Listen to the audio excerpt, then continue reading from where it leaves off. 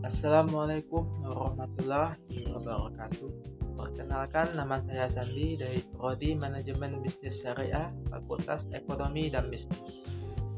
Kuliah di Universitas Sultan Muhammad Safiuddin Sambas.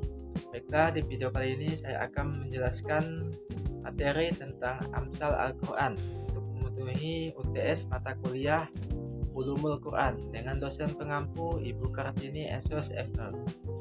Baiklah, langsung saja ke pembahasannya. A. Pengertian Amsal dalam Al-Quran. Amsal dalam Al-Quran adalah salah satu metode penyampaian pesan yang digunakan oleh Allah untuk memberikan pemahaman yang lebih jelas kepada manusia. Secara bahasa, kata Amsal berasal dari bahasa Arab Amsal yang berarti perumpamaan atau persamaan. Dalam konteks Al-Quran, Amsal digunakan sebagai perumpamaan yang menggambarkan konsep abstrak dengan sesuatu yang lebih konkret dan mudah dipahami. Penggunaan Amsal ini bertujuan agar manusia lebih cepat menangkap hikmah dan pesan yang terkandung dalam ayat-ayat Al-Quran. Tidak semua orang mampu memahami ajaran agama secara langsung, terutama ketika berhubungan dengan hal-hal yang bersifat gaib atau abstrak. Oleh karena itu, perumpamaan dalam Al-Quran menjadi sarana penting agar pesan disampaikan dapat dicerna oleh setiap lapisan masyarakat, baik yang memiliki kecerdasan tinggi maupun yang masih awam dalam memahami ajaran agama.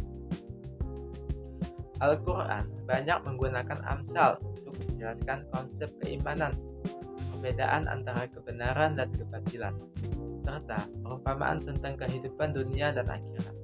Amsal dalam Al-Quran bukan sekedar kiasan, tetapi memiliki nilai pendidikan dan bimbingan moral bagi umat manusia.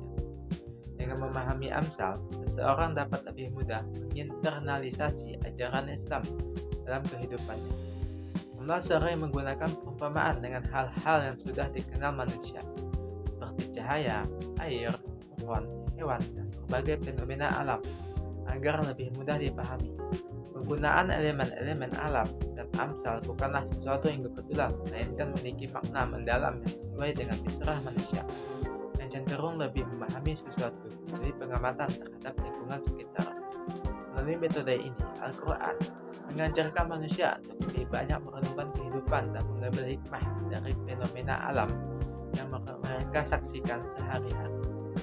Salah satu contoh Amsal dalam Al-Quran dan perumpamaan yang menggambarkan kehidupan dunia dalam Quran Surah Al-Kahfi ayat 45. Allah berfirman bahwa kehidupan dunia seperti air hujan yang menyuburkan tanaman. Lalu tanaman itu mengering dan hancur diterpangkan angin. Perumpamaan ini menggambarkan bahwa kehidupan dunia bersifat sementara dan tidak kekal. Hal ini mengingatkan manusia agar tidak terlena dengan kenikmatan dunia, tapi lebih fokus kepada kehidupan akhirat yang abadi.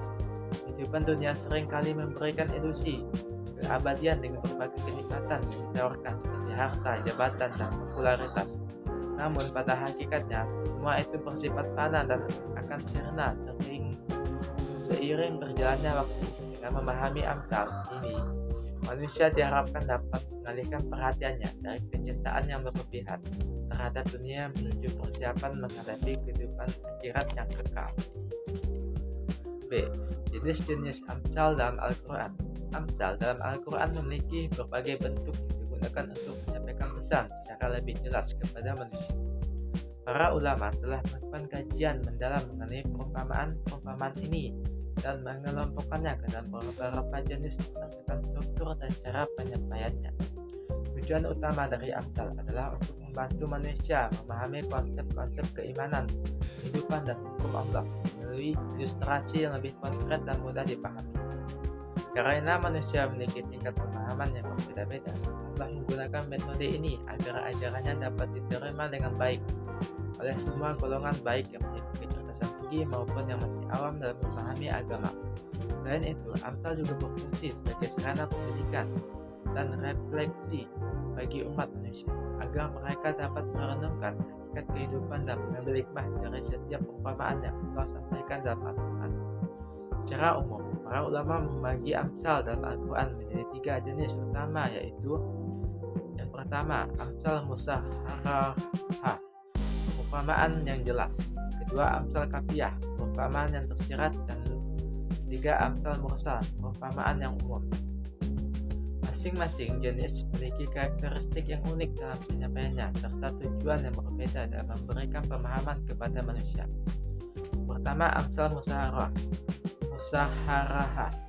adalah perumpamaan yang disampaikan secara eksplisit menggunakan kata matsal, sehingga pembaca dapat dengan mudah mengenali bahwa ayat tersebut mengandung perumpamaan. Sementara itu, amsal kafiyah adalah perumpamaan yang disampaikan secara tersirat tanpa menggunakan kata matsal, tetapi tetap memiliki makna perumpamaan dan dalam konteksnya.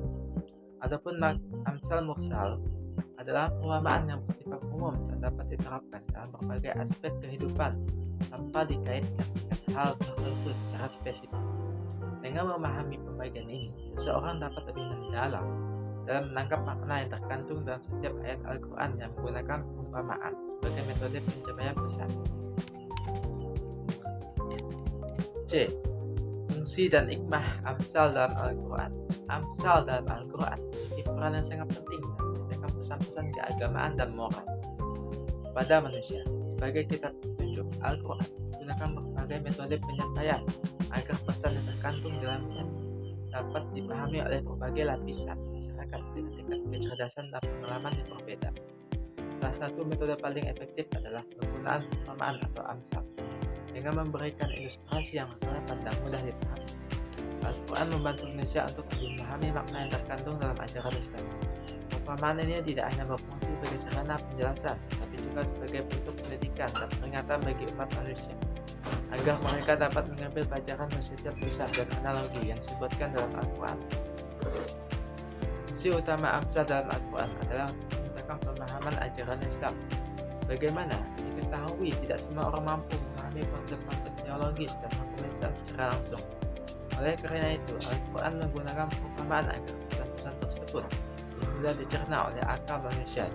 Dengan adanya amsal, satu konsep yang abstrak dapat dijelaskan melalui contoh konkret yang dekat dengan kehidupan sehari-hari manusia. Misalnya dalam Quran Surah Ibrahim ayat 24-25, Allah memberikan perumpamaan tentang kalimat yang baik seperti pohon yang baik, akarnya kokoh, dan cabangnya menjulang ke langit. Perumpamaan ini menggambarkan bahwa kalimat tauhid memiliki pengaruh yang sangat besar dalam kehidupan seseorang, mengokohkan keimanan dan memberikan manfaat bagi orang lain di sekitarnya. Fungsi lainnya adalah sebagai peringatan dan pelajaran bagi manusia agar mereka dapat merenungkan tanda-tanda kebesaran Allah dan akibat dari perbuatan mereka. Dalam banyak ayat, Allah memberikan perumpamaan tentang orang-orang yang sombong, kafir, dan tidak menaati perintahnya, serta akibat buruk yang menimpa mereka. Misalnya dalam Quran Surah Al-A'raf ayat 26, Allah memberikan perumpamaan tentang seseorang yang diberi ilmu tapi berpaling dari kebenaran, diibaratkan seperti anjing yang selalu menjulurkan lidahnya baik dalam keadaan dikejar maupun didiamkan. Perumpamaan ini menunjukkan bahwa orang yang mengabaikan petunjuk Allah akan tetap berada dalam kesesatan dan tidak peduli seberapa besar ilmu. Kesimpulan yang dapat diambil dari materi amsal Al-Quran adalah bahwa perumpamaan yang terdapat dalam kitab suci ini memiliki peran yang sangat penting dalam menyampaikan pesan-pesan keimanan, moral, dan hukum kepada manusia. Amsal dalam Al-Quran digunakan sebagai metode untuk mempermudah pemahaman ajaran Islam, memberikan pendidikan moral dan akhlak, jadi peringatan bagi umat manusia, serta sebagai bukti kebenaran wahyu Allah. Dengan adanya perumpamaan ini, konsep-konsep yang bersifat abstrak dapat dijelaskan dengan lebih konkret, sehingga manusia dapat lebih mudah memahami dan mengambil hikmah setiap pesan yang terkandung di dalamnya. Demikian penjelasan yang dapat saya sampaikan. Mohon maaf atas segala kekurangan dan terima kasih atas perhatian. Saya akhiri. Wassalamualaikum warahmatullahi wabarakatuh.